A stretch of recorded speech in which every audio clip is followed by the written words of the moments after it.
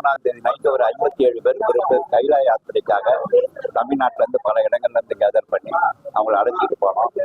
டெல்லியில இருந்து ஒரே ஃபிளைட்டு டெல்லி போய் டெல்லியில இருந்து காட்மாண்டுல இறங்கி ரூம்ஸ் எல்லாம் ஏற்பாடு பண்ணி அங்கே தங்க வச்சுட்டோம். அன்னைக்கு நைட்டு மீட்டிங் முடிஞ்சு மறுநாள் கைலாயத்தை விட்டு கிளம்புற வரைக்கும் நான் இருந்து அனுப்பி வச்சுட்டு தான் நான் கிளம்பிட்டு வந்தேன்.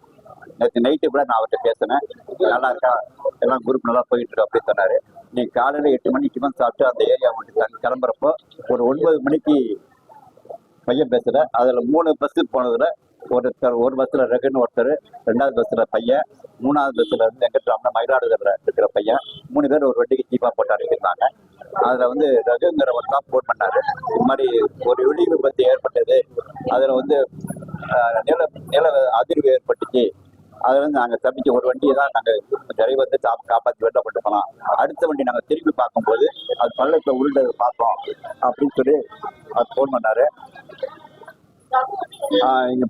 கீழே இறங்கி பார்க்க முடியுமா, நம்ம இறங்கி பார்க்கறதுக்கு அலோவ் பண்ணல, எனக்கு அங்க இருந்தா நம்ம மாட்டிக்குவோம், நீங்க நேரம் நாங்க மேல போயிடுறோம் அப்படின்னு சொல்லி மேல அழைச்சிட்டு போயிட்டான் டிரைவன். அவன் மேல கொண்டு போய் தங்க வச்சதுக்கு அப்புறம் இங்க என்ன நடந்த சம்பவம் தெரியல. அப்புறம் பர்மிஷன் வாங்கிட்டு மிலிட்டரிக்காரங்க சொன்ன விதத்தை வச்சுக்கிட்டு தேடிட்டு இருக்காங்க. ஒரு பஸ் கவுந்துருச்சு, தேடிட்டு இருக்காங்க. இதுதான் நடந்திருக்கு. மிலிட்டரி ராணுவம் தெரியப்படுத்தியாச்சு. ஏன்னா பெரிய விபத்து